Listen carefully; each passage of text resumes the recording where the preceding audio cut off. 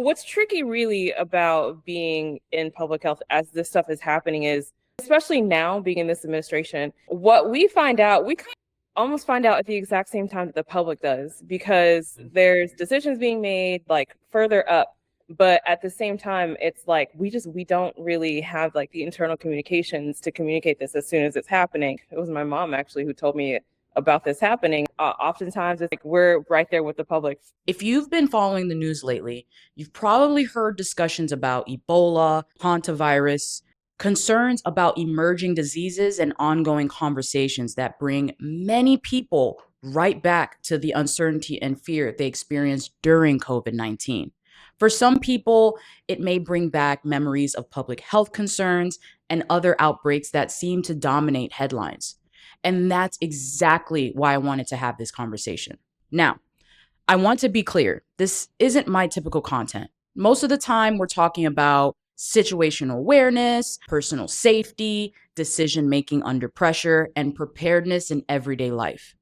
But preparedness isn't just about what happens in parking lots, airports, or emergencies. Preparedness is also understanding risk, knowing how to respond to uncertainty, and having the information you need to continue living your life fully without becoming overwhelmed by fear. That's why today's conversation is so important. And I'm especially excited because today's guest is my cousin, Lidoshka Marc. Lidoshka is a public health communicator with more than a decade of experience helping translate complex health information into clear, practical guidance that people can actually use in their everyday lives. After graduating from the College of Charleston in 2014, she began her career as a chemist before transitioning into public health. Over the past 12 years, she has worked at the intersection of science, communication, and public safety. Her work has included developing public health resources, emergency preparedness material, vaccine education campaigns, and communication surrounding emerging health threats. Today, she collaborates with health experts and public health leaders to transform complex health data into understandable, actionable information. Her focus is helping people feel confident, making important health decisions, and integrating practical safety habits into their daily lives. One of the reasons I wanted to bring Lidoshka onto this channel is because I know many of you are looking for something that can be difficult to find online right now. Clarity, not panic, not doom scrolling, not worst case scenarios. Clarity. In this conversation, we're discussing hantavirus, travel, cruises, public spaces, public health best practices, and how to stay informed without becoming consumed by uncertainty. Because the goal of preparedness is not to live in fear.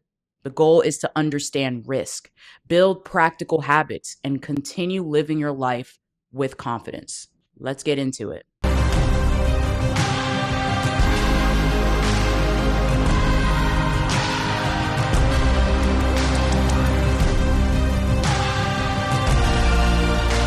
So my name is Lidoshka Marc. I like to call myself a recovering chemist and current public health communicator. I've been working in public health since 2017. It's something I fell into by accident. After I graduated with my degree in chemistry, I had been working in a chemical company for a few years. And so I had to pivot. And so went to work for a chemical company, didn't really like it, and then connected with an old professor of mine and asked her like if she knew anybody who was doing anything that I could work for while I tried to get into grad school. And then she told me about someone who she knew in Atlanta who was hiring. And so I went and interviewed, got the role. And so worked there as a chemist for about 3 years. Found out I didn't like it either. Then COVID happened and I was able to get onto a response, like a COVID-19 pandemic response, working merely as like a web communicator. So when I started transitioning out of the lab and doing more communications type of stuff, I wanted to do initially like education. So working on training manuals or modules for public health professionals, and then really enjoyed that. And then fell into the pandemic and started doing like web communications, crisis communications for COVID, and then have been there ever since. So this is my 6th year doing this, working in like public health communications. And so I've always loved to write. It's just something that I think it's just my natural inclination to do that. And so I've always been looking for ways to do that. Even when I was working in lab, being in public health, it's really cool because they need both good communicators and people who have that background. And so that definitely helps fill both loves, I guess you can say. At the beginning of 2024, a couple years into this, I'm like, I could see myself continuing to do public health work. What's next? And so get a master's. And so I went and started a master's program at Boston University, a master's of public health, and I will officially be an MPH. And yeah, so just kind of sum up what I've done like since becoming a public health communicator. I really love web work. When I first started, I made a lot of web pages about the COVID-19 vaccine and communicating about what the vaccines were, how they worked, just things for the general public to understand. And since then, I've made like maybe hundreds of web pages. I've made like thousands of different communications assets, really big into prevention, public health prevention. So I've done stuff on emergency preparedness, health preparedness, and basically just, doing a lot about how to prevent disease and how to protect your health. So it all comes full circle at the end of the day. So like what originally kept you into public health and really diving into the communication part of it? Yeah. Again, it happened by accident, but it was really during the pandemic and seeing like how do we deal with a large scale crisis like this, because I had really never done anything at that scale before. And then really just seeing how much people needed information because, I would get questions from friends, I would get questions from family about just basic information about it. And so I really had to learn how to take all of the big complex information that I had about this vaccine, because we're constantly getting like information about research. And then we also have to, create guidance for doctors and pharmacists and all these people who are giving out vaccines. And so we have to know that information up front, but we also have to know which audience to write for. That really, I think, was just like the complexity of it and getting to be like in the thick of a crisis and like figuring out what is good information, what is useful information for the public. That was really attractive to me. And so at the end of the day, I too am human. And so the information that I'm giving out to the public, this is information that I would want for myself as well. And so getting to take information that I might not really understand, if I can understand it first, then I can feel confident about giving it to the public to be able to understand. And so that was a huge motivator for me, really, was being a communicator, knowing people want information, having a scientific background, having communications background, and being able to put everything to work for the public at large. I mean, that's a huge amount of work, and I commend you for doing that, especially during that time, COVID being so chaotic and everyone wanted answers quickly, like hurry up, Right. like I need some answers to understand this and what will come next. It could be hard and difficult to be able to give the right message out to the right audience, Right. how to do that, like, and how people might receive those messages. Yeah, that is a really good question. Because I feel like sometimes we're panicking too, really. Because again, like we're human. So like that's when everybody else is like unsure what is happening and is like, how is this going to affect me? How is it going to affect my family? Those are the exact same thoughts that we're having too. But I think because knowing, especially in public health, we work at a population level, it's kind of like motivating in a way to think beyond ourselves and think like, oh, this is for a much larger cause for, the entire nation, the entire world. So it does give you some sense of like, okay, I need to like ground myself. I need to, just focus on the task at hand, which is to find out as much as we can about this. What is it that people are asking for? So a lot of times, like I know when I was working the response, I was looking at what people were saying on social media. What kind of questions were they asking? What do they need to know? And using that will definitely help us tailor our messages. Really just encouraging each other, especially like as we're working on this, like we know we're scared, like we're with you, but yeah, we have to get this information out to the public. So if you need anything, like it's a very supportive environment. So if there are times where it gets to be too much, we have help. But they definitely emphasize like, take care of yourself, But at the same time, like as public health workers, our goal really is to protect other people and to protect the nation as a whole. And so again, like that definitely gives you a lot of motivation and purpose. Yeah, absolutely. And it's a very stressful position to be in. Now, what are misconceptions people have about public health workers Mhm. that you see that comes up all the time? Yeah, I can't think of any like specific misconception off the top of my head. But what I will say is that, or what I always like to say is that whenever nothing is happening, that means public health is working and it's working very well. We do a lot of work behind the scenes because public health is preventative health. And so our aim really is to protect people from disease. We want to understand what causes it and what we can do to prevent it. Like we vaccinate, why? To protect from measles outbreaks and polio and things like that. So by understanding what the issue is up front, then we can use that information to tell people what this is, how it can, cause disease and all that kind of stuff. But here's what you can do to prevent it so that you can protect yourself. So yeah, it's the invisible force behind nothing. Yeah, very much anticipating. We do that all the time. Yes, and I that's interesting that you say, because that's something that I didn't really know. Like you guys dive in deep in social media because there are a lot of posts and like tell me a little bit more about that. Like, do you guys go through like comments, or are there special pages that you guys look at to kind of formulate, okay, this is what we do need to put out in the public? Like, how are we able to orchestrate that? So whenever I was working in response, and this was information about the COVID-19 vaccine, and this came out in phases. So it was like the major age group was like, I guess, like the immunocompromised and then 18 plus. And then it was teenagers and then children and then young children. And so when we got to the children's phase, the COVID vaccine being rolled out, I mainly was looking on all different kinds of social media platforms. Mainly, I was looking at pages for pharmacies and doctors' offices and seeing like whenever they made posts like this, what were parents saying? Like what kind of comments were they making? What kind of questions were they asking? And so oftentimes they would ask questions about side effects. They would ask questions about like, whether this would be safe for the child. They would ask about, children with different kinds of like medical conditions, whether it be safe, where can I get it? All kinds of different questions. And so those are the kind of things that I would take note of and then bring it back to my team and say like, hey, here's what I found. Here's what I think we should focus on, and then kind of go from there, like when we tailor our messaging.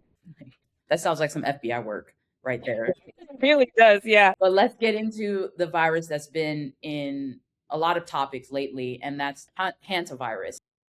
I personally don't even know how to. Okay, so we're good. Hantavirus. I think it's hantavirus though. So for people just hearing about the hantavirus online, on TV, on the news, what should they realistically understand first? Yeah, that's a really tough one. I think for me, when I was first hearing about it, I was thinking like it's a good thing whenever you have outbreaks like this that it happens in a very small environment and that it's contained in that small environment, because the big part of like understanding disease is spread. And so when it's not in a contained environment, it can spread to the whole population because people travel. Like you said, you have summer plans. And so you're thinking about like how to protect yourself as you're traveling. That's a huge part of it. We definitely take that into consideration. But yeah, so it being on a small cruise ship and then us, having notice about it ahead of it, like, I guess, docking at its destination port. So we were aware, people were able to like gather teams and things like that. And so that's why as soon as there was news about it, like they identified the passengers and then they were immediately put in quarantine as soon as they were repatriated or whatnot. Because again, you don't want this to spread. We've had 3 deaths and people are also starting to show symptoms. And so we have one thing that I learned as I was like building out web pages for a brand new site was about port health, and that, at different ports around the nation, there are like disease investigators and there's people who like will like screen passengers for disease and things like that. But one other really cool thing is that whenever there's a passenger that starts showing really weird symptoms, like ships have to report that by law. And so that's one big preventative measure that I think helps a lot is because this is a requirement that we could hear about it ahead of time, and then, we can easily like start gathering teams and deploy people to take care of the issue. So that would probably be my answer, is that there are teams that do a very good job at, like, once they get the notification, they're immediately at work trying to contain it as much as possible. So I think because, and of course media helps a lot too. Yes. I think because, there was such quick notice about it, that they were able to quickly identify passengers, isolate them, and then just, start the observation period to see like what's going to happen next. So there's definitely no like winging it when it comes to public health. It's like, it matters to be very methodical and to just be on top of it ahead of it becoming an even larger problem like COVID. And just like you mentioning, like having it in such a small area first, so that, teams, so that agencies are able to kind of communicate with each other and start the prevention of that virus to spread.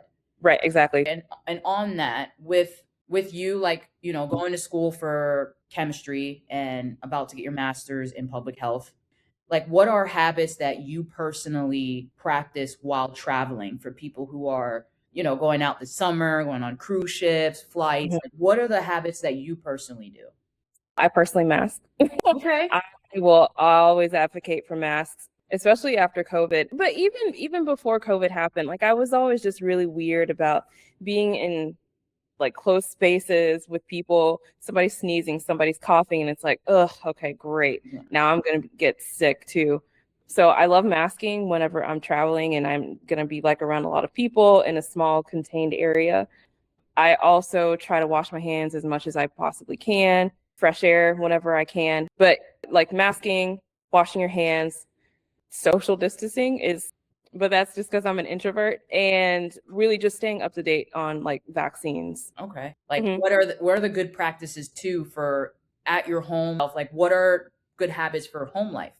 Yeah. Well, Keeping surfaces clean as much as you can. So like wiping things down with like a Lysol cloth or something like that is really good, because that's a great way for viruses and bacteria to spread. Really, is like it sits on the counter. Somebody comes up, they're touching the counter, touching the food. And so if you keep it as clean as you can, like it's easy you can reduce spread. Washing your hands as much as possible, spending more time outside. So I know in the winter you can't really do that. right. Fresh air is helpful, or like good circulation. So use really good filters in the house, like for your central air. And like I will always advocate for like a little like portable HEPA filtration or whatever. I think those are really good at cleaning the air. So yeah, if you have those around, you can feel pretty comfortable just like living your normal life. What are like simple things families can do that genuinely reduce risk exposure, especially for the little kiddos, or just like maybe even older family members such as grandparents and things like that? What are simple things they can do? Well, if your child is sick, definitely keep them home. Yeah, because that's a big thing, like especially with older adults. Like I know they like to spend time with the grandkids and things like that, but their health is just as vulnerable as a small child. And so oftentimes whenever we're thinking about vulnerable populations, it's like small children and older adults. And so I would say, whenever your child is sick, keep them at home as much as you can.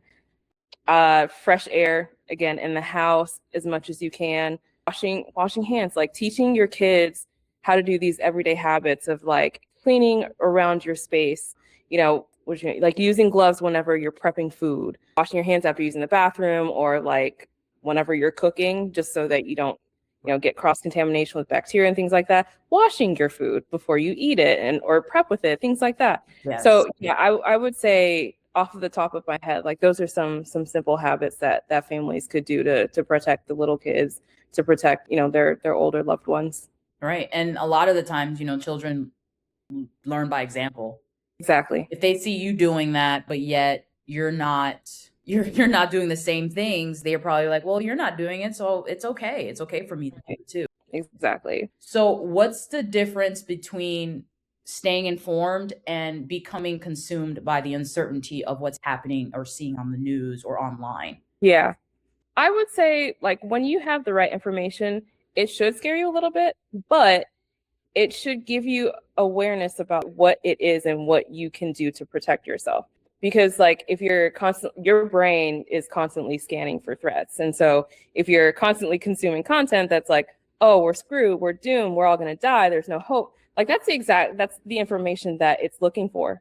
And to get you out of that danger, it's ramping up cortisol and adrenaline to get you out of there. Right. But when you're constantly consumed by or that information, like it really just does mess up your internal wiring to where, real danger doesn't feels like danger, but also no danger feels like danger. So uncertainty doesn't always mean danger.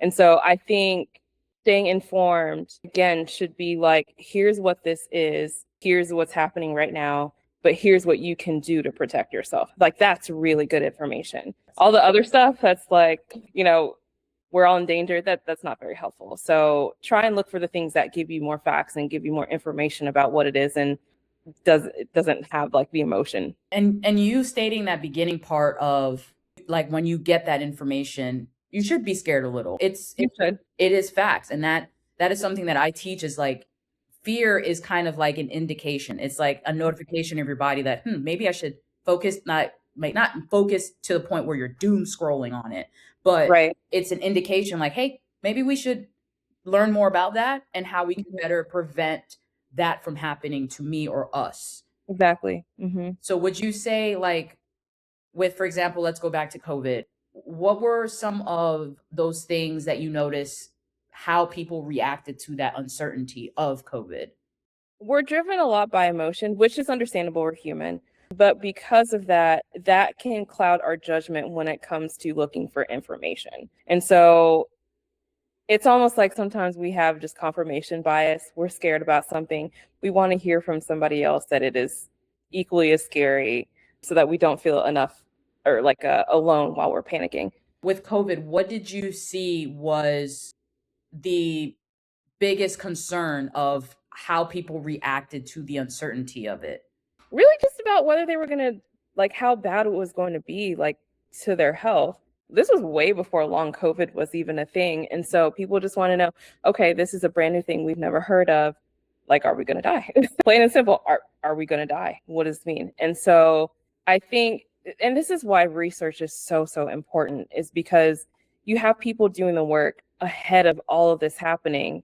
And so if we didn't have people who had already done work on coronavirus, which is something that did exist or does exist, like, and so having people already with researching that information, like, does help because we know about the virus, we know how it works, and then we can use that as information for the general public as to what it is. And personally, I'm a person who likes to have information. The more I know about it, the better I'll feel about it. Yeah, information me too.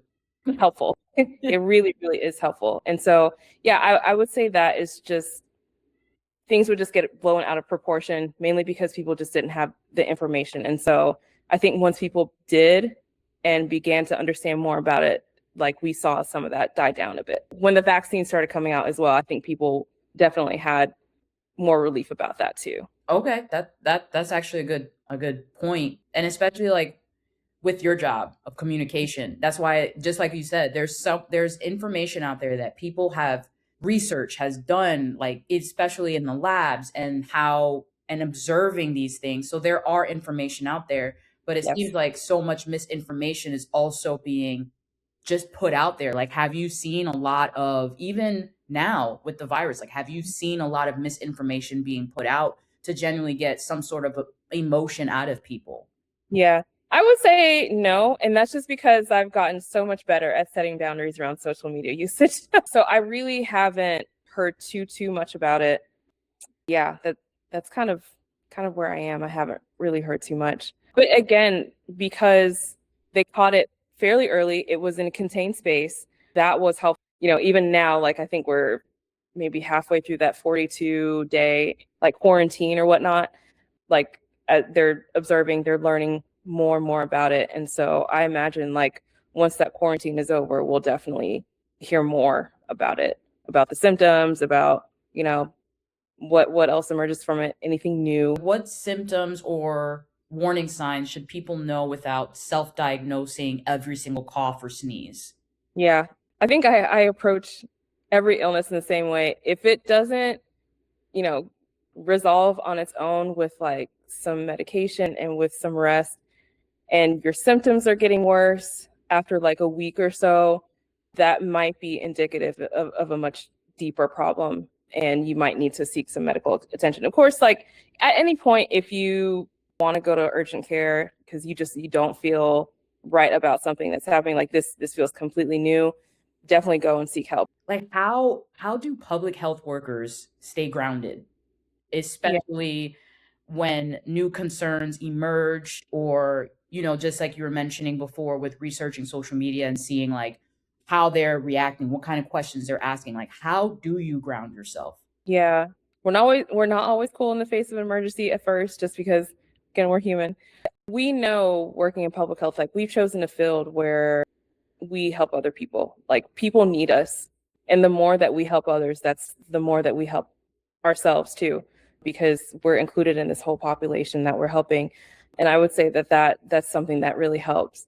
But also just we rely a lot on data. And so I guess that gives us a lot of confidence is when we have more research, when we have more data about something, that information is helpful.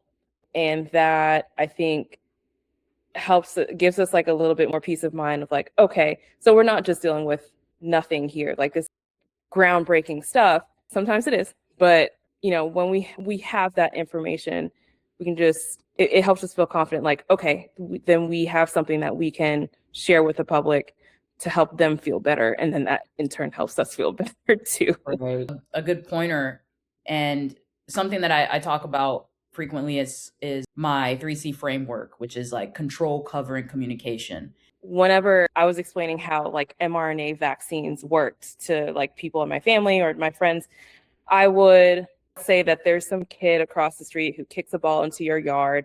You need to get that ball out of your yard because you like having a nice health landscaping in your yard. Like you don't need a ball there, but you're afraid to come out and kick that ball out. So, but you need somebody to come and do it. And so what you do is you can write a note to, like, let's say there's a mailman who's coming up to take your mail or something like that. You can write a note to them to say, hey, can you kick that ball, please? The mailman takes that note, he reads it, he sees it, he goes over, he kicks the ball, and then you got a nice yard again. And so you writing the note is mRNA. The mailman coming up and reading it is what we call a ribosome. So that's the enzyme that makes protein from like amino acids. So the ribosome reads the mRNA and it basically like pumps out all the amino acid chains that will just come together and become protein. And so that's essentially how it works in your body whenever your body's like making the proteins that essentially were like the COVID proteins, so that the like your fighter cells in your immune system can come in, they'll see it, but it's like a harmless version of it, but they'll recognize it, they'll know how to fight it off so that when the real thing comes, like you're already good to go. And so that's one thing that I really like to do whenever I was explaining the vaccine to people. It works. Yeah, using recognize things that people can recognize and putting that in the context of what you're trying to explain, it's very, very helpful. And that's also probably a good way that parents could probably share those, scary thoughts, but in a way that the children will understand. Right, exactly. What do you wish the public understood better about risk? Risk doesn't always mean certainty of danger. We have risks every single day. I mean, the other day I was just reaching into my freezer for something and I cut myself on like a little thing of aluminum, like, those aluminum trays. Yes. So yeah, I cut myself. That's a risk I had no idea about, but it was an existing risk, but it was just something tiny. It's fine. But, like we're constantly surrounded by risk, but that just doesn't mean that you're in constant danger. And so the best thing I would say for people to do really is just to engage in those preventative behaviors and then to just do your best to be aware, not like constantly dooming scrolling or whatever, or looking like hyper vigilant or anything like that. Just be aware of your general surroundings and what's happening, and then decide like, is this something that I should do? Like in Atlanta, we had flash flooding the other day. And so there was a friend who was going to go out, but we have this rain that's coming down. I don't know if I want to do this. And so ultimately they decided not to because, it's just an unexpected danger that came out of nowhere, but we just don't want to risk our lives. So just making good decisions like that and being aware of your surroundings, I think will definitely help.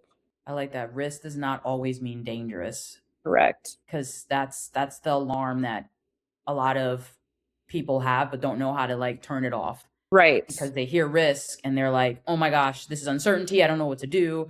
I'm doomed. And I think that that's also a consequence of the environment that we're in now, where, again, people, like you said, are doom scrolling constantly. So their brains are constantly like feeling like they're in danger. Turning that off will help. Yes. And I love the fact that, you're mentioning about research. Go to the right places for research and information. And also, how can it help me and the habits that I need to probably start doing, just like you mentioned, cleaning my hands, doing those things. Because it's all preparedness before and prevention from getting those things and having healthier habits. And that's basically what the emotions are not telling you. Right. And you're training yourself. You're training yourself for those future situations so that, once they do hit or once they do happen, it's immediate, like what to do.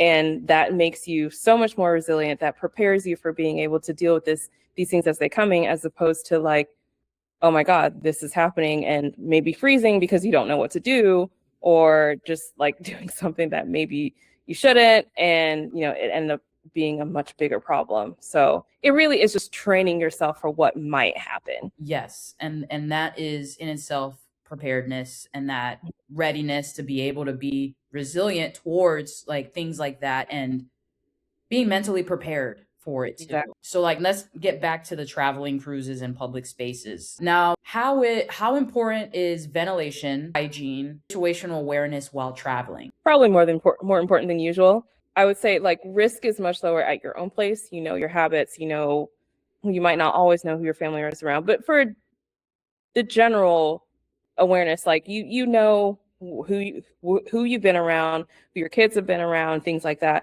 But whenever you're around people you don't know, or where they've been and who they've been around, it's even more important, I would say, to protect yourself. So having those preventative habits will really protect you from any of those like health risks that might come. I know for me, had I been on that ship, I wouldn't have come out of my room.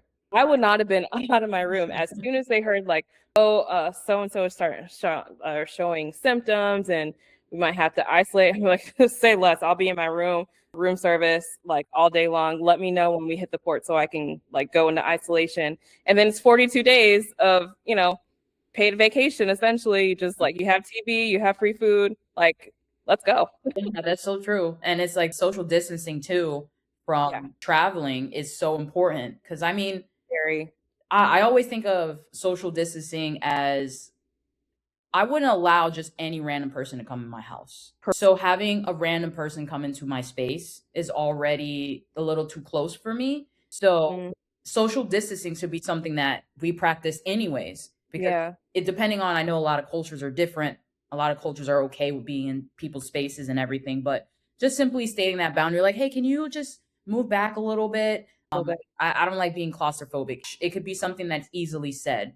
So like with that, like what mistakes do people make during public health scares while traveling? I know during the early days of COVID, there was a lot of disruption to like just your daily life, and that is very scary. But I think what really hurt us the most was the fact that masking was seen as both an inconvenience and infringement on our rights. Like as soon as you make it political, like it is a much, much higher hill to climb to convince people otherwise that this would help them. And so, yeah, it's just not using preventative habits really will hurt you more. And so it really is like one thing that we try to do is reframe it as like, think about, yourself. You want to be there for your kids. You don't want some sort of serious illness being there so where you can't take care of your kids or something like that. You want your kids to be able to get school, to socialize, and to learn. And having those preventative habits helps keep you healthy, helps keep your kids healthy, which will in turn keep everyone else healthy. So we really do need to shift into more of like a collective community mindset. I think being too individualistic has definitely hurt us, and we've seen the consequences of it. But yeah, in a nutshell, just not using those preventative habits, I think is definitely a mistake. Everything that you do at home, or with the exception of like the HEPA filter or whatnot, but it generally everything that you do at home, just keep doing it as you're traveling, at least for peace of mind. No, I love that. What you do at home, just keep doing that. And Doing, yeah, because, just like you said, you are lower risk at home. So it's already you're doing the best practices and the best things. So why not do it while traveling? And the point that you made when it came to, the mass issue with infringing on your rights. I remember as a police officer, like a lot of police officers were either for it or against it. And my thought process at that time was, why fight against it? Obviously, this is something that is so important, especially with people in professions that are in close quarters with people all the time. Why not be respectful to other people and yourself to protect it? if anything, just do it for others. Exactly, because the spread of COVID-19, I believe, like really was the fear factor of like, oh my goodness, this is something that is serious. Things are closing down. It caused a lot more chaos than it would have been, I believe, my opinion, not facts, if people were just listen to researchers and not really play the infringing on your rights and more looking so as like, okay, why would we wear masks? Research it. What is the reason why this is being pushed? And then make your decision based upon the facts instead of emotions or what other people are saying. I was going to say that brings me back to the earlier question that you had about, what were we seeing in like the early days of first hearing about hantavirus. One thing I will say that people were asking was like, oh God, is this about to be another pandemic? Because we're not that far out from it. Like, yeah, I know we're 6 years out, but I remember the early days, like when we first heard about it. This was in like January, like way ahead of the public health emergency and then the declaration of the pandemic, hearing about this, Right. and then like tracking case counts as they were coming up. And so I will say, even for myself, hearing about this, like, oh, is this going to be a repeat of COVID potentially? We don't know. But I would say that I think that even in the future, whenever we start to hear more about, like, I guess, emerging public health threats that come, it'll probably end up being compared to COVID. Like, are we about to go back to lockdown? Is this going to be a global pandemic? Are we about to are plane tickets about to be cheap again? Right. Kind of thing. There's so many. It's like now Yeah. we're comparing everything that comes out to the worst thing that happened. Correct. How can people continue to, I wouldn't say not do that, but enjoy their life without being fearful of every single public environment, especially after like the trauma of COVID-19? Now that COVID's like a part of our everyday life now, I would say just continue to try and make those preventative habits just a part of your daily life.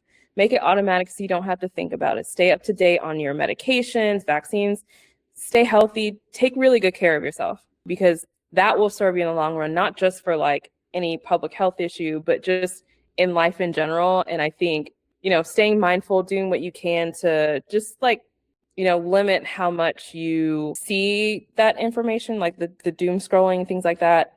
Try and limit how much you expose yourself to that, because that really will help, I think, minimize the panic that comes with any sort of public health threat.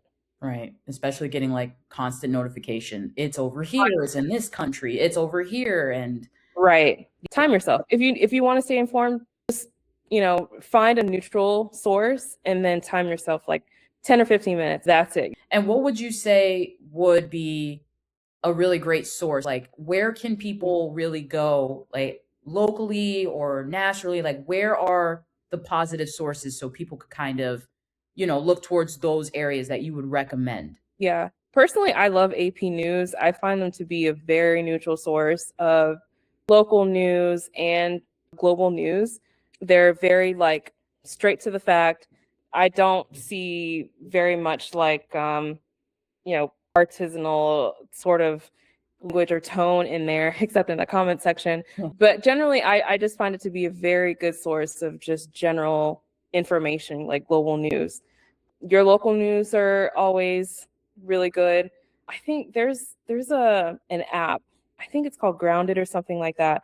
But it essentially tells you like which news outlets are liberal leaning or conservative leaning. I personally try and stay like in the middle because there's value in, I think, seeing what everybody is saying. I mean, even when I was doing research on vaccines, like I would go to the more conservative leading forums too. They have the same kind of fears as us. They might blow it out of proportion, I'm sure. They need this information too. And so it's really helpful to hear what they're also saying, just to see like, okay, what is something that we need to address here? Because there's clearly a gap in what we're putting out and what they're hearing from other people or something like that. Like, how do we close that? And so, yeah, I would say like try and look for any sort of like very neutral news sources, but AP will always be my like number one. Okay. Political, I think, or I don't think Politico. I think ProPublic is another one that's really good. Those are longer reads, more like investigative journalism, but I find that to be a really good source too. And I like how you said time yourself, because you can go too far in the rabbit hole and all of a sudden now you're on like 3 different news outlets trying to understand what's happening. Right, exactly. Set that boundary with yourself. That's a very healthy tip. Something that I also need to do as well. Same. And in your opinion, what does balanced preparedness look like to you personally? It's good to know like when should you act? When should you do something? That will help you, I think, in the long run than just like, oh my God, this is awful. Like my life is over. Sort of, making those like definite conclusions. And so I would say that it's just we're way too close to everything bad that is happening all the time. Right. So having that distancing and giving yourself a certain amount of time will help that. How does like and you mentioned it, the constant exposure of alarming headlines and like the psychological toll on it. Have you seen like a lot of those like with your research, especially with social media and even like places like Netflix with the documentaries and things like that? There's either one-sided or they're sharing information that are more emotional than facts. Like, what is your perspective on that? I'm not going to lie and say that, with a lot of the sensationalist content out, that it's not driving you to buy something, because it absolutely, a lot of times, companies depend on you acting on that. Like, oh, you're not feeling so great. Hey, come and buy X product. You'll feel so much better. And so, like, again, your brain is constantly scanning for a threat, and not only that threat, but relief from that threat. And so whenever you're always scrolling that information, it's like there's no relief, and you can't really escape it. And so it puts a strain on your brain. You can't think right. You don't know how to act, because like you're constantly on high alert, you freeze. Yeah. And so that, I would say, was like psychologically probably the biggest part, is just your brain's just like on high alert all the time, constantly. And it's not designed to do that. Right. Like, what habits would help people feel more calm and capable during those uncertain times, and, not getting so persuaded by these emotional or sensationalized headlines and social media? Because I think it helps for me to just like offload that off of myself, and to know that it's really not my fault or anything like that. And sometimes there's just nothing I can do about it. And that acceptance sometimes helps. But I will just say, like, curating my social media feeds so that I was constantly bombarded by all that kind of stuff, by people who tend to catastrophize and spiral, timing myself, but also just like turning it off if I needed to. Like, I used to, have a day of the week where I just did not turn on any technology at all. I would just read, because being aware and having that information constantly coming into your mind without any sort of relief is detrimental. And so I also will try and make myself feel better, and like by cleaning my space, organizing my space, like taking a long walk, working out, anything that makes me feel like I've accomplished something. I was able to do something, change something about myself or in my environment that helped, take my mind off of that uncertainty. Yes. And my therapist would probably agree with me. Yes. And it helps in a way where you're focusing on yourself, especially using skills that you don't necessarily use a lot anymore with Right. the constant having everything in the palm of your hands. So giving yourself that break, like you said, just reading, taking care of yourself, being more mindful of what you're doing, improve yourself. I think that that is such a great way and healthy way to I wouldn't say necessarily cope, but to navigate uncertainty.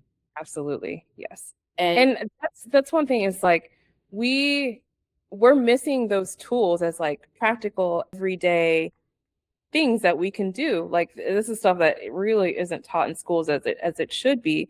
And so we have kids that are growing up attached to their screens, attached to the news headlines, and like they don't know how to cope, how to step back, and that we're seeing the results of that, the effects of that.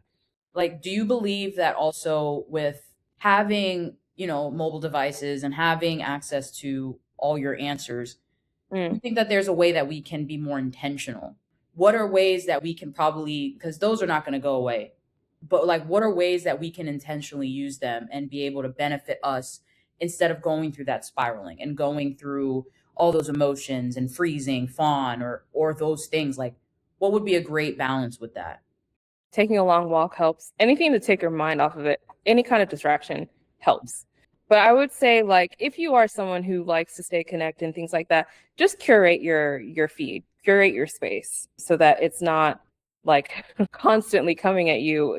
Add more stuff about cute puppies and cats and things like that. Like something to offset the doom and gloom and spiraling that you're constantly seeing.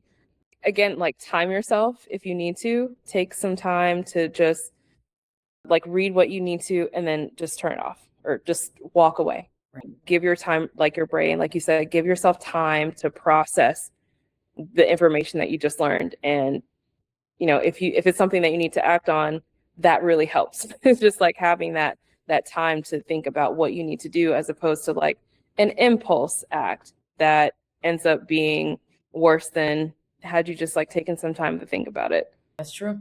Because then you're able to process it and kind of go through instead of just going straight back to your phone, which you're not really processing anything. Correct. Yeah. What do emotionally resilient people tend to do differently? Yeah.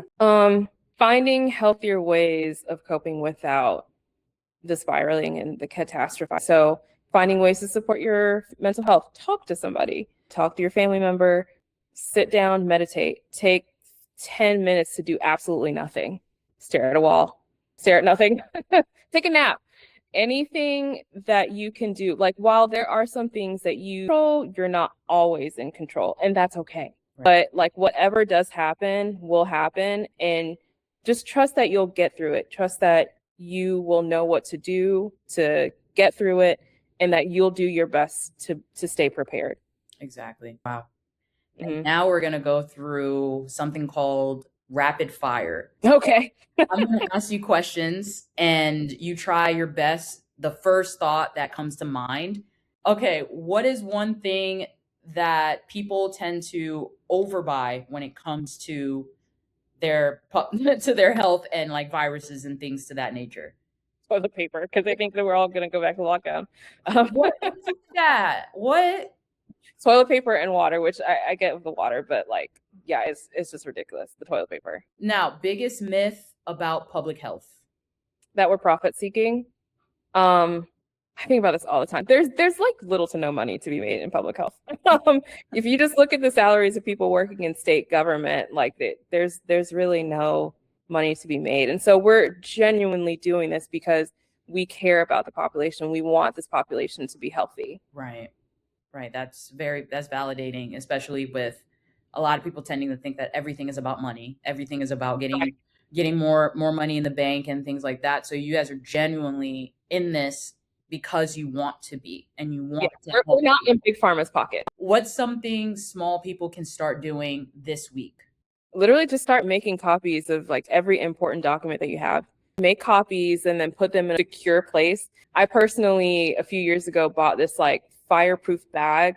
I think it goes up to like 1200 degrees or something like that, fire resistance. So like just put it in a folder and then stick it in that bag and forget about it. I would also say like back up, like get like a little, whatchamacallit, like hard drive or something like that. Back up your computer, back up your phone, also stick it in that pocket or in that little bag or safe or whatever. But yeah, just make copies of every important document that you have and then put it in a secure place, because you never know what will happen, and it just helps to have that information in a safe place. Wow, that's good advice.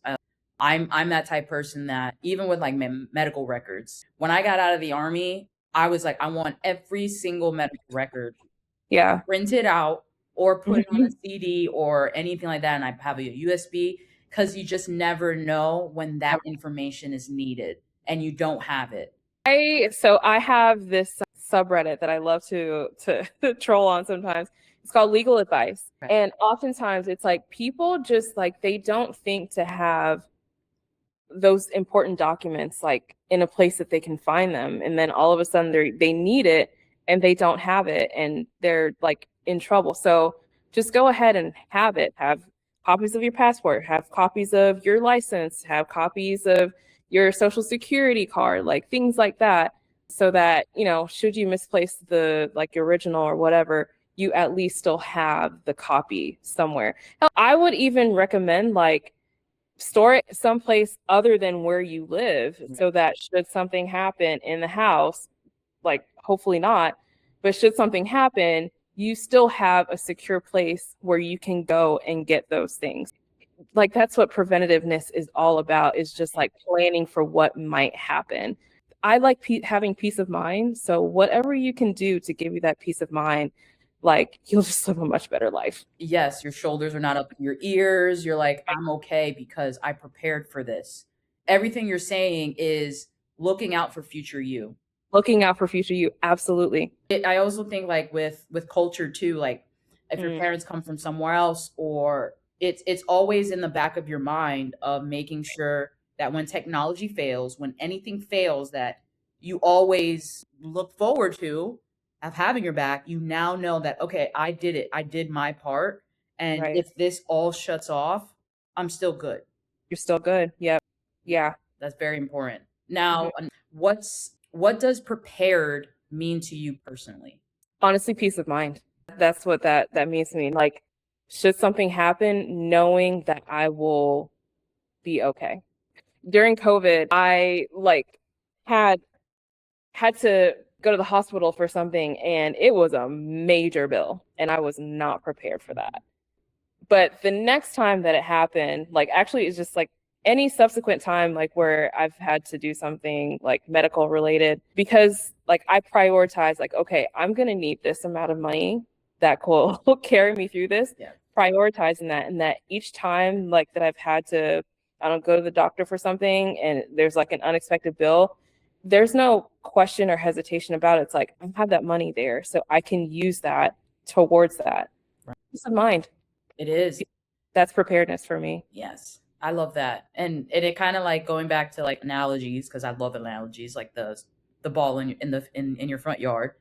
But it's kind of like if you go camping, you're not going to have everything you need the first time. Right. You learn from it. And then you now know, okay, well, now I'm going to try to prepare a little bit more for the next time. And then by the time that happens again, you're just like, I got it.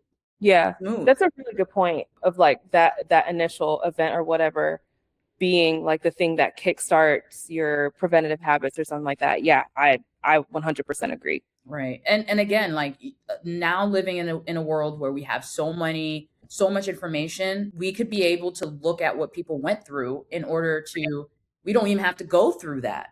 We Right. could be Exactly. prepared already because Mhm. of what someone had dealt with the same incident that we're trying to prepare for. So Mhm. that's also why research is so important. So that's a skill that Yeah.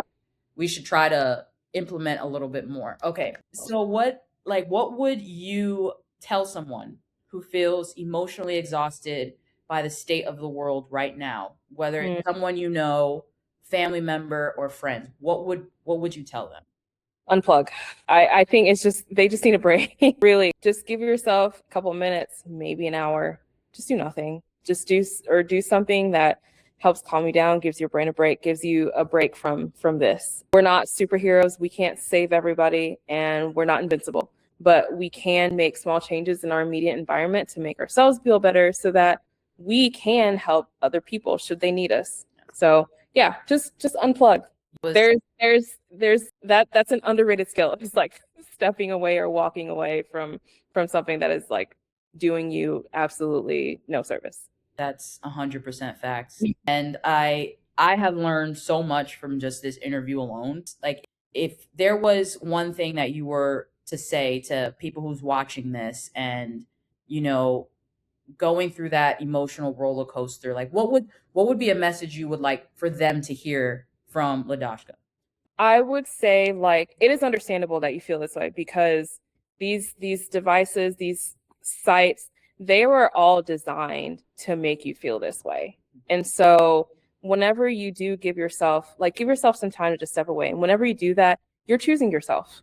Yeah. You're choosing to take care of yourself and to push back against those things that are vying for your attention, that are vying for you to spiral and spend more time on their product so they can continue to sell your data to other people. So whenever you allow yourself to just walk away for a bit, that's you stepping away from that. That's you choosing to live your life and to choose yourself and to protect yourself. I love that. Yes, and most importantly, like, the whole lesson of this whole thing is to stay ready so you don't have to get ready. Exactly. Words I live by every single day.